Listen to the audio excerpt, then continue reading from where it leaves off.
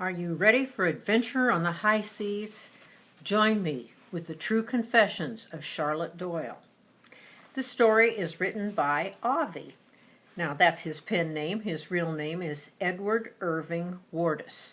So with a name like that, he chose Avi. That's what his twin sister called him when they were little, and the name just stuck. This book, in short, is about 13-year-old Charlotte Doyle, and she's excited to return home to Rhode Island from her school in England during the summer of 1832. Now that's before our Civil War, so we're talking covered wagon times and sailboats and that type of thing.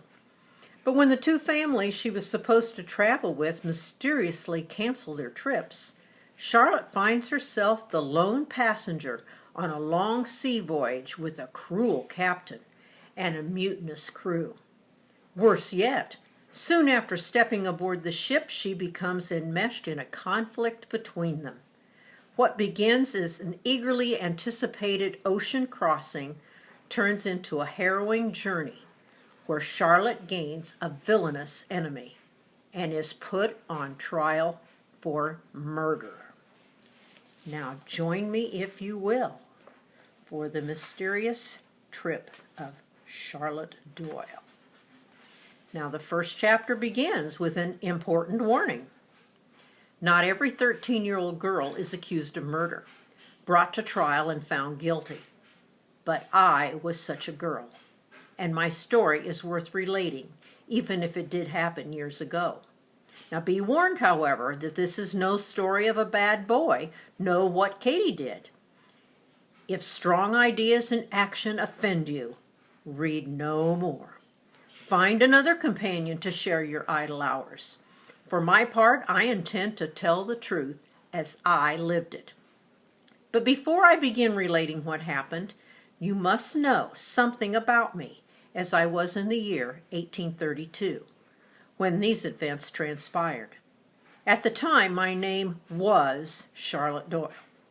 And though I have kept the name, I am not, for reasons you'll soon discover, not the same Charlotte Doyle. How shall I describe the person I once was?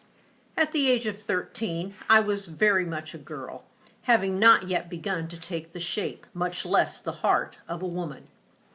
Still, my family dressed me as a young woman. Bonnet covering my beautiful hair, full skirts, high-button shoes, and you may be sure white gloves. I certainly wanted to be a lady. It was not my ambition, it was my destiny.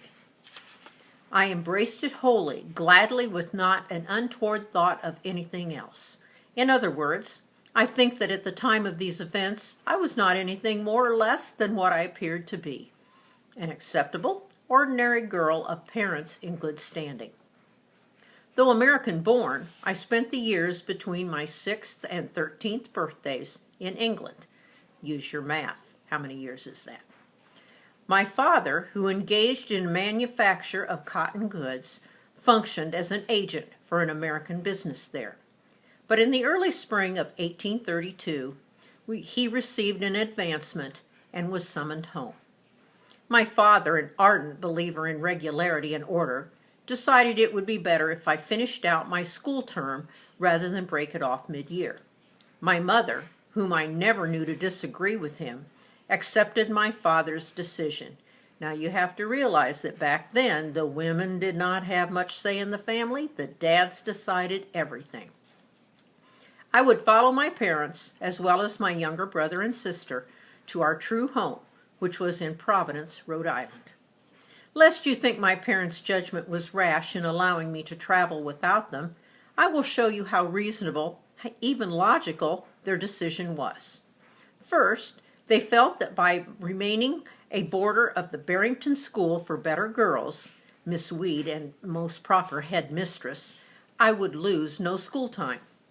Second, I would be crossing the Atlantic, a trip that could last anywhere from 1 to 2 months during the summer, when no formal education took place. Third, I was to make my voyage upon a ship owned and operated by my father's firm.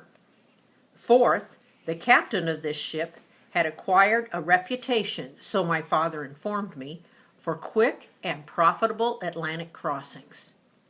Then there were those two families known to my parents that had also booked passage on the ship. The adults had promised to function as my guardians. Having been told only that these families included children, 3 lovely girls and a charming boy, I looked forward to meeting them more than anything else. So when you consider that I had but dim memories of making the crossing to England when I was 6, you will understand that I saw the forthcoming voyage as a lark. A large, beautiful boat, jolly sailors, no school to think about, companions my own age. Oh, one more point. I was given a volume of blank pages, so typical of my father, and instructed to keep a daily journal of my voyage across the ocean, so that the writing of it should prove of educational value to me.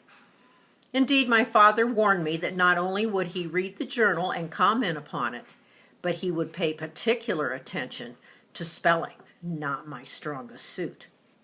Keeping that journal, then, is what enables me to relate now, in perfect detail, everything that transpired during that fateful voyage across the Atlantic Ocean in the summer of 1832.